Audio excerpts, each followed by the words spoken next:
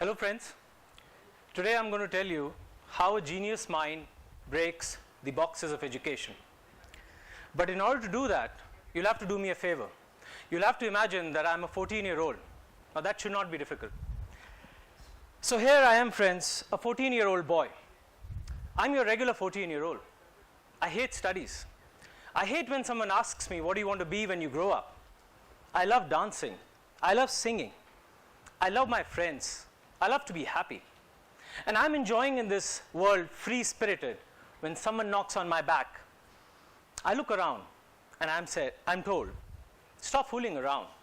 You're in class 10th. You have to choose your subjects. And I'm like, I actually don't know. What do I want to be? Interestingly, everybody around me knows that what I should be, except me. But I don't have a choice. Nobody has a choice. I'm told that I need to clear a tough competitive entrance exam to go to the best university. Now I'm standing here in the premises of IIT, one of the best colleges in the world. And like millions of children, I also dream of coming here. But I'm told that I need to enter into my subject box. So this, ladies and gentlemen, is my subject box.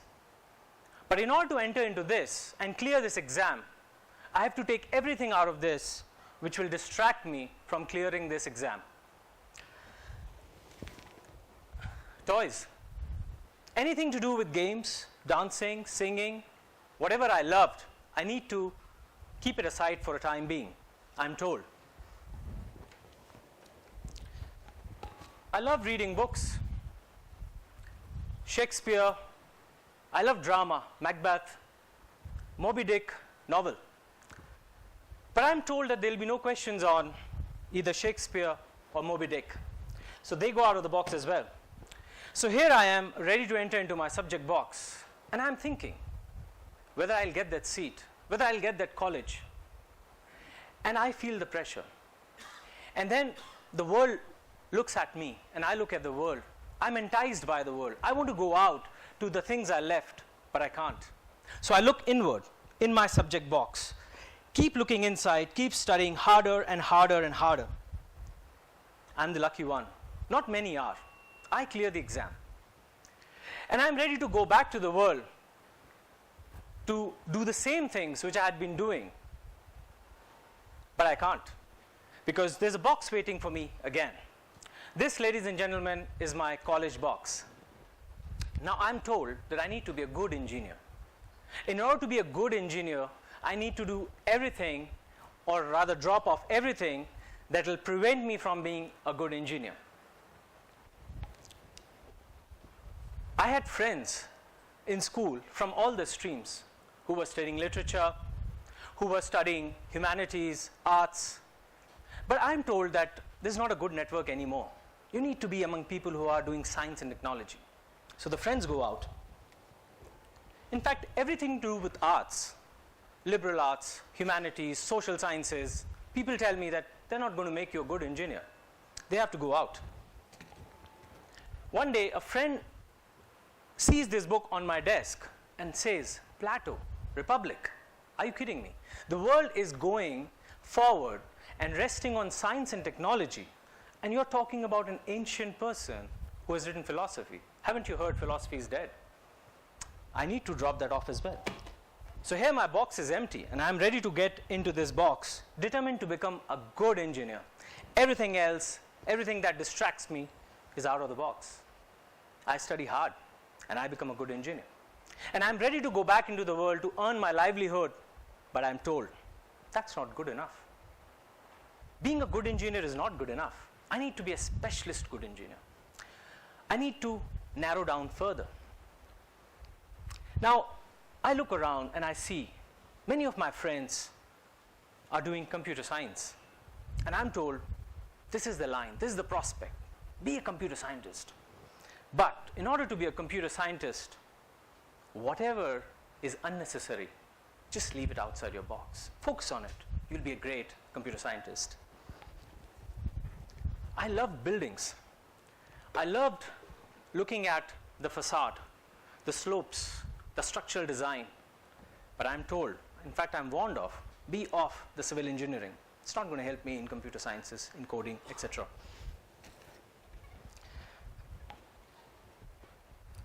When somebody sees this object in my hand,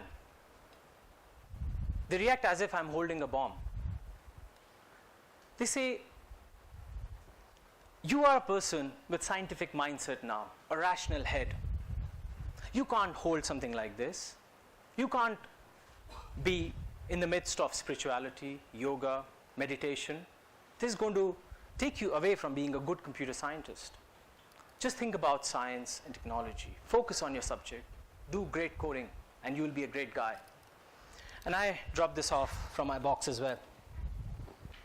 And here I am ready to enter into my specialization box, becoming a great computer scientist. And I come out of this box as a great computer specialist, looking to negotiate in the world, trying to start disruptive startups, thinking of great progress, great growth. But then suddenly something happens. I look back, and I look back at that 14-year-old, and I realize that something is wrong. Something has changed. That boy used to enjoy lots of things, lots of trivial things, lot of little things. I'm not able to enjoy them. In fact, I see the world through the lenses of my profession, my prism. Anything which is not according to my norms, I don't like it. I am engaging into discussions with my friends to prove my points, and their professions suddenly seem inferior. And then I look back at these boxes and I think whether they have given me enough tools, skill sets to negotiate this world properly, or they have taken something vital from me. Now I'll pause this story here and I'll tell you the twist. For the past 4 years, I have been studying geniuses, great minds who have done great things across the field, in the field of arts, sciences, business, because I wanted to know that this is how we are told to become specialists. Is there a difference? Are they doing the same thing? Are they following this process? And I was surprised. I was surprised because I found a pattern, and that pattern was that none of these great minds followed this path. And you will be thinking I'm joking. You'll be thinking I'm making it up, but I'm not. And in order to prove that, I'm going to tell you from all those geniuses, story of one genius, that how he did it. And incidentally, because I told you the story of computer scientists, I'm going to tell you about this genius who is from the field of computer science. In fact, he created something which is one of the most iconic symbols of our times. But that's not the best part. The best part is he did it with something you would not imagine. So in order to show you that, I need to collect these things which I threw out of the box. I'll just take 10 seconds.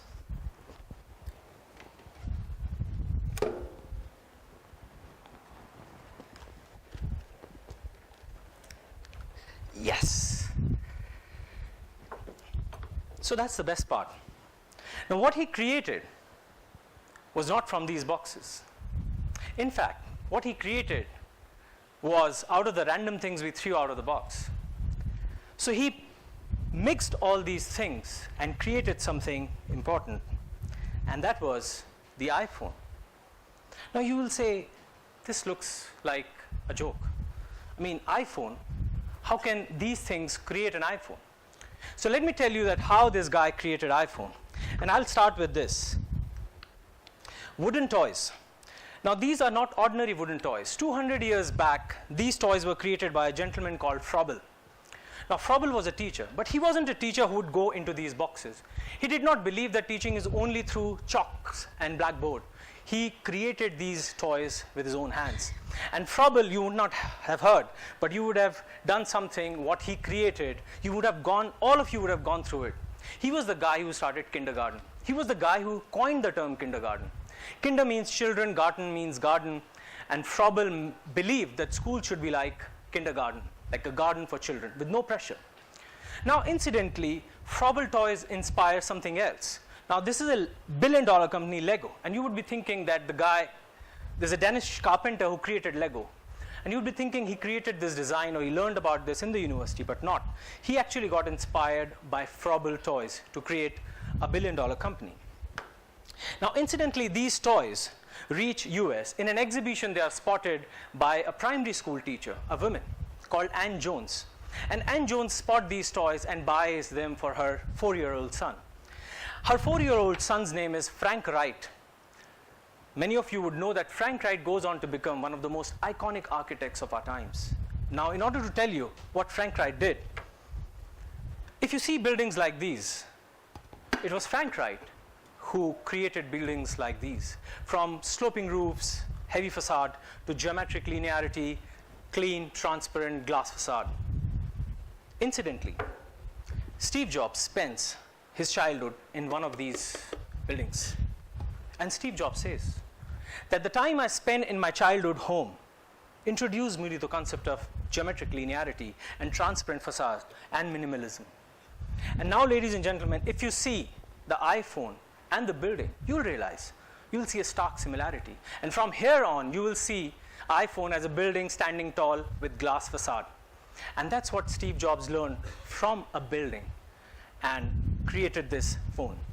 Incidentally, Steve Jobs stayed in Mountain View, California. It was a neighborhood in the midst of Silicon Valley where all the people are engineers. And most of the people had engineers as their friends, but Steve Jobs had 2 sets of friends. Steve Jobs had engineering friends with whom he would discuss science and technology. But with people from arts, he would discuss design, creatives, and aesthetics. Now, we all know that Steve Jobs dropped out of a liberal arts college. This was this college where Steve Jobs says that I was introduced to these texts, and he specifically mentions these books: Moby Dick novel, Shakespeare, and Republic, Plato. He mentions them. And he says that these were the books which introduced him to the idea of what a consumer mind would be, how human thinks, what would be his emotions, his preferences. And he tried to match his product closer to the benefits of the user in his mind. Incidentally, it was in this art college he met a gentleman called Daniel. And with Daniel, Steve Jobs decides to go on a spiritual journey. He decides to backpack and chooses to come to India. Now, here in India, Steve Jobs is introduced to spirituality. He travels for months, you would know, and stays in Indian ashrams. And Indian ashrams, he realizes the importance of simplicity, minimalism. He's introduced to Buddhism here. And he says that it was the idea of simplicity and minimalism which I introduced back to my products. Now, before Steve Jobs started using white color in his products, the products were more or less black. And black was the color to be considered as technologically superior because they used to dazzle people. But Steve Jobs used the color white. And one of the reasons why he used the color white was because he wanted to introduce the concept of purity. And he says that he got this from his spiritual journey, which he traveled through the ashrams. Now, Steve Jobs was so inspired by this spiritual journey that he shaved his head off and started wearing traditional Indian clothing. So, here is my conclusion. It's okay if you do not jump through these boxes. It's okay if you fail. Try to understand the universe, the integrative nature of the universe, how it functions, how it behaves. If you are doing your educational journey, try to be looking outside this educational journey. So if you're a lawyer, try to look outside these boxes, which may put you like a limited lawyer. Be a more lawyer. If you are an engineer, try to interact beyond. Try to go beyond your subjects. Try to look at the world.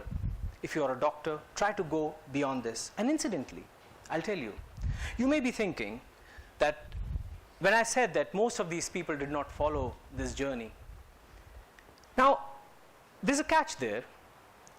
One is that yes, many of them were kept outside, they failed, and never entered these boxes and carved their own path. But there were many who, like Steve Jobs, got in and were disillusioned and then went out to create their own journey. But yes, there were many, like Frobel, like hopefully many of you, who would stay in the boxes. But then they would try to break them and push the boundary of their subjects.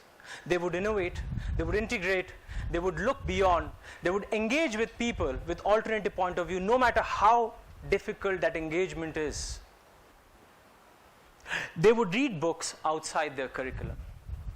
And most importantly, they would try to break the very journey of the education, and then they would call themselves educated. Before I leave you, I want you to hear this. It is said, yes, let him, yeah, that's good.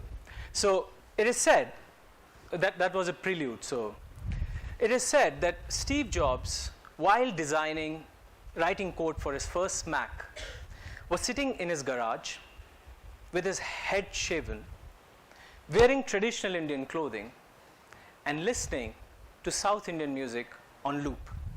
So I want to leave listening to perhaps what he was listening.